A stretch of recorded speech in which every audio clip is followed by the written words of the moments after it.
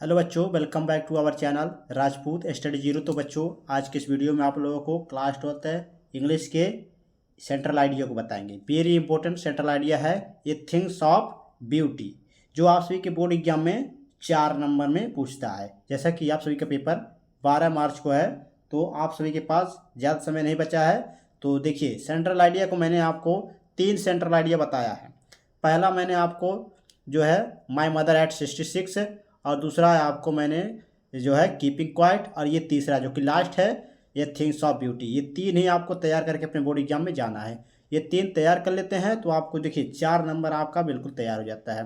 तो हम आपको इस वीडियो में जो है ये थिंग्स ऑफ ब्यूटी, इसको हम आपको एक एक शब्द का एक एक जो है एक एक स्पेलिंग का हम आपको अर्थ बताएंगे। तो वीडियो को एडिट देखिएगा, बहुत ज़्यादा इंपॉर्टेंट है, एकदम आसान शब्द हो, आप सभी को बहुत अच्छे तरीके से समझ में आ जाएगी। तो चलिए स्टार्ट करते हैं। स्टार्ट करने से पहले आपसे एक छोटी सी रिक्वेस्ट है, चैनल पर नए हो चैनल को सब्सक्राइब कर लीजिएगा। तो देखिए, ये थिंग्स ऑफ ब्यूटी, इसका मतलब क्या होता है? खूबसूरती की बातें। क्या? खूबसूरती की बातें, ये थिंग्स ऑफ ब्यूटी। अब सेंट्रल आइडिया यहाँ पर हेडिंग डालेंगे, उसको लिखेंगे the poem A things of beauty is composed bye John Keats. यानी कि जो ये थिंग्स ऑफ ब्यूटी है, यानी कि जो आपका खूबसूरती की बातें, इसको हिंदी में कहेंगे, तो ये किसके द्वारा रचित है? जॉन किट्स से द्वारा। ये कविता है, पोयम, ये थिंग्स ऑफ ब्यूटी, ये थिंग्स ऑफ ब्यूटी। तो इसके जो लेखक हैं, यानी कि सॉरी कवि हैं, यानी कि रचनाकार हैं, वो हैं जॉन किट्स। यानी कि जॉन किट्स एक कवि हैं जो ये एक थिंग्स ऑफ ब्यूटी की रचना की है। तो ये पोयम है। तो इस देखिए, इतना समझ में आया आप सभी को? आगे देखिए, in this poem the poet tells that the beautiful things are the source. यानी कि इस कविता में, दिस पोयम, इस कविता में, इस इन दिस पोयम यानी कि इस कविता में, द पोएट, क्या? कवि का, टेल्स यानी द पोएट टेल्स यानी कहना है, डैट माने कि, द ब्यूटीफुल, क्या? द ब्यूटीफुल, सुंदर चीज़ें, हाँ, जो है ब्यूटीफुल थिंग्स यानी सुंदर थिंग्स माने चीज़ें, आर द सोर्स यानी कि ये खुशी का स्रोत है। क्या? स्रोत है, स्रोत है, यानी कि सोर्स माने हो गया स्रोत, of great Joy and happiness, यानी कि महान आनंद और खुशी। क्या? महान ये जॉय आनंद, एंड माने और, हैप्पीनेस माने आपका हो गया जो है आनंद, क्या? हैप्पीनेस खुशी हो गया, और सोर्स यानी कि आपका जो है स्रोत है।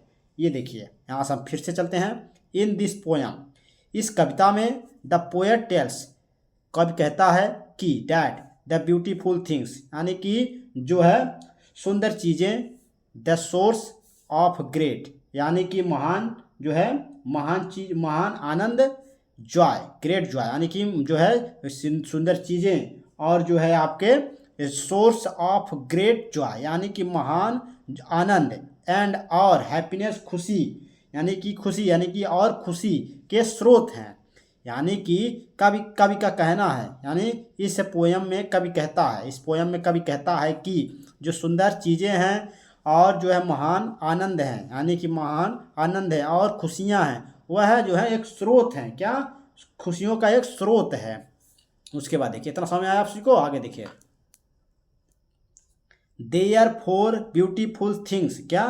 देयर फॉर ब्यूटीफुल थिंग्स, इसलिए ब्यूटीफुल थिंग्स यानी कि सुंदर चीज़ें, are worth treasuring with the passing of time, यानी कि संयोजकर, क्या? देखिए, ब्यूटीफुल, ट्रेजरिंग, वर्थ ट्रेजरिंग यानी संयोजकर जो है रखना चाहिए, विथ माने द पासिंग ऑफ टाइम यानी कि अपने समय के साथ। क्या? इसलिए जो है ये सुंदर चीज़ें समय के साथ हमें संजोग कर क्या रखने के लायक होती हैं। क्या? जो ये स्रोत हैं खुशी के, और जो आपके ये सुंदर चीज़ें हैं, और जो आपके महान आनंद हैं यानी खुशियां हैं, ये सभी जो हैं आपके संयोग कर रखने की चीज़ें हैं, लायक होती हैं। तो इतना समझ में आप सभी को? आगे देखिए, ये थिंग्स ऑफ ब्यूटी, क्या? ये थिंग्स ऑफ ब्यूटी यानी कि जो सुंदर चीज़ें हैं, क्या? खूबसूरत चीज़ें हैं, यानी कि ये things of beauty become more यानी बन जाते हैं, जॉयफुल, क्या? आनंदमय, आनंददायक बन जाते हैं, ग्रेशन ऑफ गॉड, ईश्वर की कृपा से, गॉड प्रोवाइड एनर्जी, क्या? हमें जो ऊर्जा मिलती है, कृपा से, जो भगवान की कृपा से हमें वो ऊर्जा मिलती है। एंड और हैप्पीनेस यानी कि खुशियाँ प्रदान करती है। एंड और मेक अस फील हैप्पी, और हमें खुशी रखती हैं। ये सभी जो है हमें खुशी रखती हैं भगवान की कृपा से। तो ये था आपका सेंट्रल आइडिया, इतना आपको समझ में आ गया। इतना ही आपको लिखना है सेंट्रल आइडिया में। तो आई होप आप सभी को जो है सेंट्रल आइडिया बहुत अच्छे तरीके से समझ में आया होगा। देखिए बहुत ही इजी है, बहुत ही कम शब्दों में मैंने आप सभी को बताया है, बहुत ही इंपॉर्टेंट है और आप सभी को याद हो जाएगा। इसको 2-3 बार रिपीट कीजिएगा, उसके बाद मन से लिखिएगा, याद हो जाएगा। तो कैसा लगा ये वीडियो कमेंट बॉक्स में बताइएगा, समझ में आया कि नहीं। तो आई होप आप सभी को समझ में आ गया होगा। समझ में आया हो तो लाइक शेयर कमेंट जरूर कीजिएगा। चैनल पर नया हो चैनल को सब्सक्राइब कर लीजिएगा, नोटिफिकेशन ऑन कर लीजिएगा। तो चलिए मिलते हैं आप सभी से नेक्स्ट वीडियो में नेक्स्ट टॉपिक के साथ। टेक केयर, धन्यवाद।